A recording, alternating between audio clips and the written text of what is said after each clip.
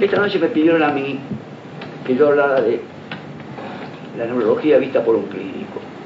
Primeramente, ¿qué es un clínico? Tendrá usted que presentarse qué es un clínico. Un clínico es, dice el diccionario, aquel que practica la medicina. Y otra acepción es el que enseña la medicina con los conocimientos que tiene. En ese sentido, yo soy un clínico. Ahora, ¿qué es un neurólogo? Es un clínico que conoce bien un sector de la patología que es la neurología. De manera que los neurólogos no dejan de ser clínicos, siguen siendo clínicos igual. Lo único que pasa es que conocen bien una parte de la patología. Pero cuando se habla del clínico en general, se dice que tiene que saber un poquito de todo y no mucho de la cosa sola. Y eso es lo que difiere a un especialista de un clínico. Yo parto de una medicina romántica. Bueno, ustedes se preguntarán, ¿qué es y cuándo empezó la neurología en nuestro país? ¿Desde cuándo se hizo la neurología? Porque había una cosa que era muy particular. Los clínicos, los médicos en general, no existían las grandes especializaciones que existen hasta el momento actual, se arreglaban para no ver enfermos de neurología. La neurología era un cuco para los alumnos cuando tenían que dar sistema nervioso. Me preguntaban sistema nervioso, decían anatomía. Cuando llevaba fisiología me reventaron con el sistema nervioso. Cuando llevaba semiología se escapaban del sistema nervioso. El alumno y los profesores, ninguno les entraba. Entonces el sistema nervioso era una cosa apartada de la clínica. Y los clínicos nunca miraban un enfermo de sistema nervioso. Hasta el año 1950-52, prácticamente la neurología acá se perdía dentro de las especialidades clínicas médicas. Pocos trabajos se produjeron. Se producían algunos trabajos sobre epilepsia, otros trabajos se produjeron sobre hemorragias, apoplejía, y dentro de la apoplejía se englobaba todo lo que hoy se conoce como accidentes vasculares cerebrales. La epilepsia eran aquellos que tenían las convulsiones y después quedaba el Parkinson. Esos eran los grandes capítulos de la semiología. Y generalmente los médicos esquivaban el diagnóstico neurológico. Y la neurología nace prácticamente en el país a raíz de que en el año 1850 y tanto, 52, 53, se crea un servicio de neurología. Primero se creó un servicio de psiquiatría en el Hospicio de las Mercedes, que lo dirigió el doctor Lucio Meléndez, y se creó un servicio de neurología en el Hospital Ramón Mejía en el año 52, que lo dirigió Juan M. Ramón Mejía. Ahí Ramón Mejía hizo un programa con 22 bolillas, en las cuales estaban expuestos casi todos los temas de la neurología actual. Si ustedes la ven ese programa, se encontrarán con que están prácticamente todos los temarios. Lo único es que han cambiado un poco el nombre. Antes era la apoplejía y engloba todo. Hoy tenemos el ACV que ustedes habrán oído acá explicar correctamente, el ACV que es temporario, el ACV que se cubre, el ACV que lleva las hemiplegias y demás. Y después de Ramón Mejía queda prácticamente al frente de la cátedra hasta el año 1913. En el año 1913 se retira Ramón Mejía, después de haber hecho una obra extraordinaria desde el punto de vista neurológico. Pero no se enseñaba la clínica neurológica, se enseñaba la patología neurológica, los grandes cuadros de la neurología, que los médicos los orillaban y que después se olvidaban de lo que habían enseñado. Esteves ya se cargó en el año 1913 y mantiene la cátedra hasta el año 1924. Era un hombre que tenía unas características muy especiales, era muy buen docente, enseñaba muy bien. Se superaba a Ramón Mejía en su vocación docente y los alumnos concurrían mucho a la clase de Esteves.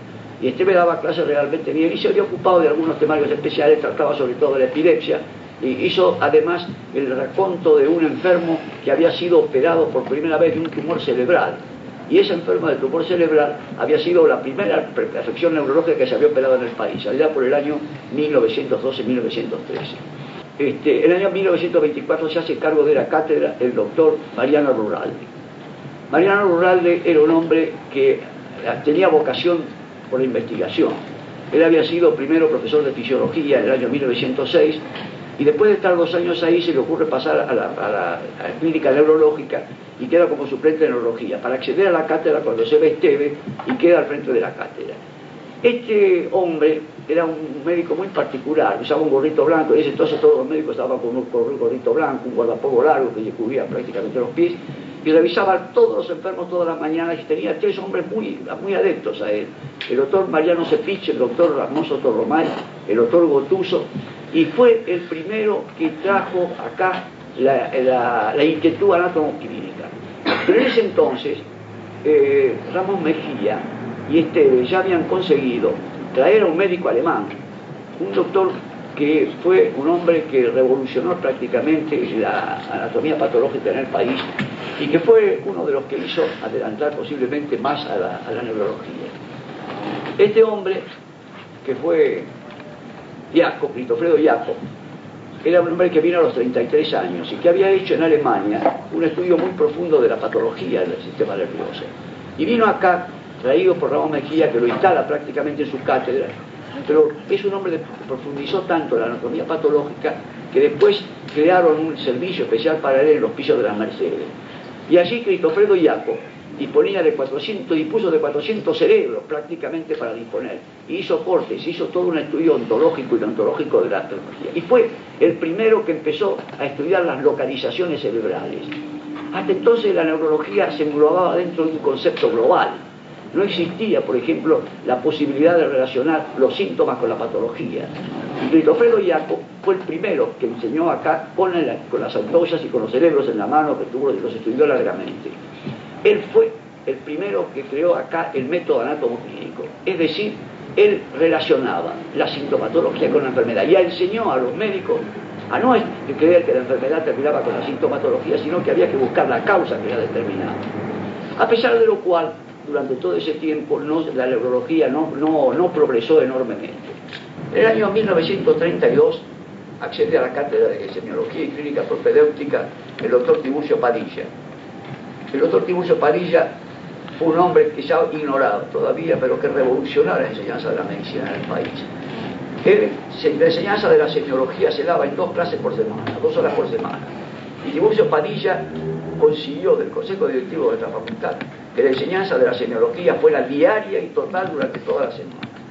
Pero ahí tenía un hombre excepcional. Este hombre excepcional fue el doctor Rodolfo Dassel. Rodolfo Dassel era un clínico, también con el gorrito blanco, éramos todos los que estaban con el gorrito blanco, que tuvo la inquietud de crear el seminario del sistema nervioso, semiología del sistema nervioso. Y la semiología del sistema nervioso consiguió en enseñar todos los signos y síntomas de las enfermedades neurológicas. Y Dassel era un hombre de una inquietud muy grande, de unos conocimientos extraordinarios, hablaba varios idiomas, un clínico extraordinario, con una versación especial por la patología. Entonces, los alumnos que hasta entonces habían perdido la posibilidad de estudiar la semiología del sistema nervioso, se encontraron con que la semiología se había facilitado. Yo en ese entonces era médico joven y yo era uno de los que dictaba el seminario ahí. Entonces nos reuníamos con 8 o 10 alumnos y enseñábamos la semiología del sistema nervioso. La semiología del sistema nervioso hasta entonces en los médicos generales consistía en tomarle los reflejos y se acababa la semiología que hacían. Y después dejaban todo afuera. Nosotros enseñábamos de todo, el tono muscular, la ataxia, la praxia, el sistema nervioso, la neurología y demás. Entonces, en el año 1936, Dassel hizo un librito chiquitito que se llamaba Semiología del Sistema Nervioso, que formaba parte de la colección de Tiburcio Padilla. Tiburcio Padilla tuvo el mérito de hacer un libro de semiología que fue texto en toda Latinoamérica, que consistía en 10 libros en el que se exponía prácticamente toda la patología. Y uno de los libritos era este librito que hizo Dassel, Semiología del Sistema Nervioso, que aparece en el año 1936. Ese libro que aparece en 1936 es tan fecundo como lo que hizo Padilla en la enseñanza de la medicina, porque ese libro enseñó la semiología con un criterio muy especial, con un criterio fisiopatológico. Marcelino Sepich entre el año 1955. Él había nacido en el año 1867, el 27 de abril de 1867, se hace cargo de la cátedra en ese año, y Marcelino Sepich ya crea el criterio semiológico de la medicina. Enseñaban no la patología del sistema nervioso como la había enseñado hasta entonces al Rural y Sicilik y todo lo que habían pasado, sino con el criterio que ya la cátedra de semiología impete. Y ellos reciben a los alumnos que en tercer año habían estudiado semiología, los reciben en quinto o sexto año donde estaba neurológica. Y los alumnos venían con un bagaje semiológico muy bueno, sabían revisar a una enfermedad neurológica. Ya la neurología había escapado el temor que tenía en Argentina.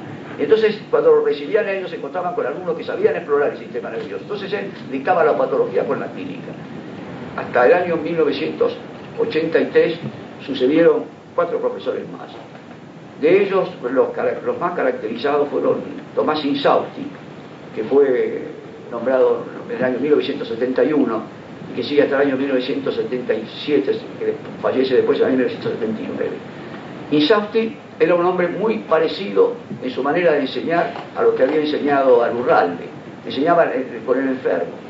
Él no quiso ir a la cátedra que en ese entonces en el viejo hospital de clínicas todavía no existía una cátedra neurológica, y cuando nos mudamos al nuevo hospital, que está ahora el Hospital San Martín, yo que dirigía el hospital en ese entonces le hice una cátedra especial para que fuera, dentro de un piso del instituto. Y él no quiso ir al instituto. Cosa curiosa, prefirió quedarse en el Costa Agüero, donde se hacía la cirugía, que ya empezaba a desarrollarse bien, porque en aquel entonces la cirugía se hacía en la cátedra del profesor Arce. Ahí había un hombre que se llamaba Balado, que operaba a los enfermos de neurología con un gran interés, pero que se morían todos los enfermos en ese entonces. Era terrible la neurocirugía. La tecnología se ha desarrollado en estos últimos 30 años más que en 100 años anteriores. Y a la neurología le dio la tomografía computada, la resonancia magnética nuclear, la tomografía por positones, la tomografía de SPECT, que es lo que prácticamente estudia la parte funcional del aparato circulatorio. Pero todo esto tiene una cosa muy interesante. Toda la patología del sistema nervioso era una nebulosa. Se decía, en el cerebro está enfermo, está el cerebro, el cerebelo está enfermo.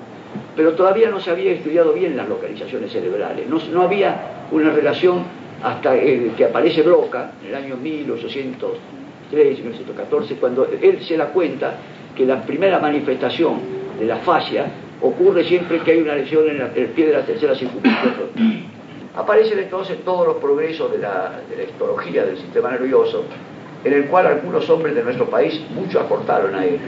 Uno fue el doctor de Robertis, que estudió la parte histológica del sistema nervioso, estudiando la lesión de los podocitos, que son los mediadores químicos, y aparece la patología del estudio funcional de los elementos que a través de los humores van creando funciones y van estableciendo.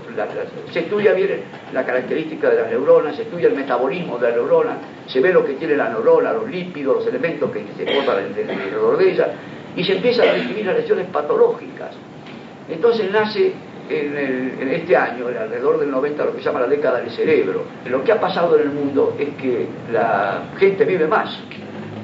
En el año 1830 había 1.000 millones de habitantes en el mundo y se necesitaron casi 100 años hasta el año 1930 para duplicar esa cifra, es decir, 2.000 millones.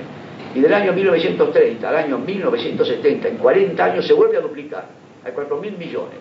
Y actualmente se cree que para el año 2000 va a haber 8.000 millones de personas. Este crecimiento extraordinario de la población va acompañado de otra cosa muy importante, es que la gente vive más. El progreso de la geriatría y de la gerontología hace que la gente viva más. Y las consecuencias que tienen para el sistema nervioso es que aparece ya una serie de procesos en el sistema nervioso que ya no tiene que hacer con, digamos, la semiología clásica, la semiología de la parálisis progresiva, de las hemorragias, de la ACV, sino que tiene que ver con las enfermedades de la mente, con lo que se denomina las amencias y las demencias. Y es el gran problema que tenemos ahora dentro de la patología del sistema nervioso, las demencias.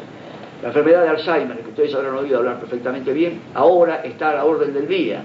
¿Por qué? Porque la gente vive más, entonces el deterioro cerebral es mucho mayor.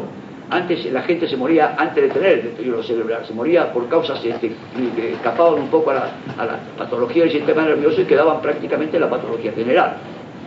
Los tumores ya tienen cierto problema de solución, porque con la tomografía computada el diagnóstico preciso de los tumores cerebrales se puede hacer con cierta referencia, y además el neurocirujano ya puede ir con toda seguridad a operar. Hoy ya no se morían como se moría en la época de Balado, los enfermos de neurocirugía, y los tumores ya se conocen en su esencia, hay tumores benignos y hay tumores malignos, y aún los tumores malignos resecados pueden estar perfectamente bien y pueden tener una evolución bastante satisfactoria. No digo los benignos porque se curan perfectamente, antes ni los benignos se curaban, porque se hacía prácticamente la trepanación, y la trepanación era tremenda, se morían casi todos los enfermos. La tomografía computada con emisión de positrones, que permite estudiar el metabolismo celular, ver la glucosa y el oxígeno, cómo funcionan en el cerebro, nos permite llegar a nosotros a saber cuándo podemos determinar que un enfermo puede llegar a un cuadro demencial, sabiendo, por ejemplo, que está perturbada la absorción de glucosa y está perturbado el funcionamiento del oxígeno. La patología del sistema nervioso, la clínica del sistema nervioso, es mucho más sencilla que en la época nuestra. En la época nuestra tenemos que, con el martillo de reflejo, con el alfilercito y con el algodón, hacer estos diagnósticos. Y ahí paraba de contar. La función lumbar era el método complementario, y la reacción de Wassermann era lo que después nos decía, acá está la sífilis del sistema nervioso. diagnosticamos una TAB, diagnosticamos una parálisis progresiva, diagnosticamos una encefalitis sifilítica como consecuencia del razonamiento clínico. Pero yo muchas veces me preguntaba si ese razonamiento clínico estaba exacto. Yo era alumno de los profesores de medicina. Acá había un gran pope de la medicina que era el doctor Mariano Rafael Castex. El doctor Mariano Rafael Castex daba unas clases tremendas, con unos diagnósticos dificilísimos, unos diagnósticos raros, siempre eran... El aula se llenaba, el aula de la vieja cátedra del hospital se llenaba, así de gente. Y oíamos unas disertaciones tremendamente extraordinarias, con una erudición fenomenal. Bueno, después nos íbamos de ahí, qué fenómeno, ¿no? Pero yo me pregunté muchas veces si esos diagnósticos eran ciertos o no eran ciertos. ¿Por qué? Porque no había autopsia. En ese entonces no había datos clínicos. Después yo, cuando ya era médico joven, usaba el hospital de clínica y me iba a ver las autopsias. Y me di cuenta cuántas veces nos equivocamos. Yo pensé cuántos errores nos habrán metido, cuántos diagnósticos raros nos habrán metido sin que nosotros supiéramos si era cierto o no era cierto. Yo me he equivocado muchas veces y me enseñaron más las equivocaciones que los aciertos. Me acuerdo un enfermo que vi una vez que el hombre tenía dificultades para caminar, no podía caminar, ¿qué diablo tendrá este hombre? Yo le tomaba los reflejos estaban, había una excitación de los reflejos, le tomaba los AVI, quizás, yo no podía lograr bien lo que tenía. En ese entonces no se hacía prácticamente tampoco la inyección intramuscular para intratecal para ver dónde podía estar detenida y ese hombre un día desaparece. Al cabo del tiempo me vuelve a ver. Se había ido a Rosario y lo vio el doctor Fracassi. El doctor Fracassi le había hecho el diagnóstico, lo había operado porque tenía una compresión medular. Y yo me había equivocado. Esa equivocación a mí me sirvió mucho, porque después aprendí bien a facilitar las localizaciones de las compresiones medulares. De manera que cuando nosotros pues cruzábamos a ver las autopsias y establecimos en nuestra cátedra la anatomía patológica, enseñábamos con la verdad. Es decir, nosotros leíamos, decíamos lo que habíamos diagnosticado y después venía el patólogo y generalmente nos corregía. Cuando acertábamos nos felicitábamos, pero más eran las veces que nos corregía que las veces que acertábamos, porque la medicina, desgraciadamente, no es matemática. Y hay otra cosa que es muy importante de dejar establecido para que, como ve el clínico las cosas, que es la deshumanización de la medicina. Como consecuencia de esta tecnología extraordinaria que tenemos, ha pasado un poco la época en que ya los enfermos, atraídos un poco por el desarrollo del periodismo, ya no van a ver a los clínicos generales, generalmente van a ver directamente al especialista. Es como en la casa, cuando se descompone un caño llamamos a un plomero, llamamos a un carpintero, van a ver al neurólogo sin haber visto al clínico primero, van a ver al dietólogo, y esto es otra fuente tremenda de errores, que después sabemos, la recibimos nosotros. Yo veo muchos enfermos que realmente a veces me asombran. Hace muchos días, viene a verme una enferma que había estado con un cuadro febril, se sentía con fiebre, la había visto un médico, el médico le dijo que no tenía nada, que era una gripe, le dio un tratamiento, la enferma siguió con fiebre, entonces el médico le dice que fuera a ver un infectólogo, el infectólogo le hace una cantidad de análisis, de esto, por acá, por allá, y el infectólogo dice, no, debe ser una cosa en gastroenterología, vaya a ver al gastroenterólogo. El gastroenterólogo le hace una broncoscopía, le hace una rectoscopía, le dice no tiene nada en el aparato digestivo. Había pasado de estos 3 meses en esta evolución. Y la enferma viene al consultorio y me cuenta eso. Había bajado 7 kilos de peso, bueno, una vez de vista así, la habéis visto, le toco y le encuentro un hígado grande así, se palpaba así. Tenía un cáncer de hígado esta mujer. No le había ninguno del infectólogo, ni el gastroenterólogo, ni el neurólogo, ninguno le había visto, todos lo habían visto, ninguno le había revisado. Ese es uno de los males actuales que ustedes tienen que tener muy en cuenta. Los enfermos deben ser revisados. La consecuencia de no revisarlos parte de 2 cosas. La mala enseñanza de la medicina, porque como consecuencia del desarrollo de las especialidades, ya a los enfermos se los deja de lado. Vaya, hágase una tomografía computada, hágase una resonancia magnética, sin explorarlo, sin revisarlo, ni nada. Y entonces las equivocaciones son grandes. Por eso el tercer gran problema que existe para el clínico es no olvidarse de la clínica antigua, de esa clínica que hacíamos nosotros, revisando a los enfermos y sobre todo interrogando a los enfermos, perdiendo el tiempo con el enfermo. Hoy ya el médico, por razones de proletarización de la profesión, ya casi ni los revisa a los enfermos, ni los interroga. Ese es otro de los daños grandes de la medicina. Así como desapareció el gorrito que nos poníamos para cuando revisábamos los enfermos en ese entonces, también desaparece la consideración social del médico. El médico ahora es un instrumento prácticamente de un mecanismo comercial que está deformando todo el acto médico, desgraciadamente. El buen neurólogo es el que sigue siendo todavía un clínico. Y el clínico, que es un buen clínico, tiene que saber neurología. Esa es la realidad de la vida.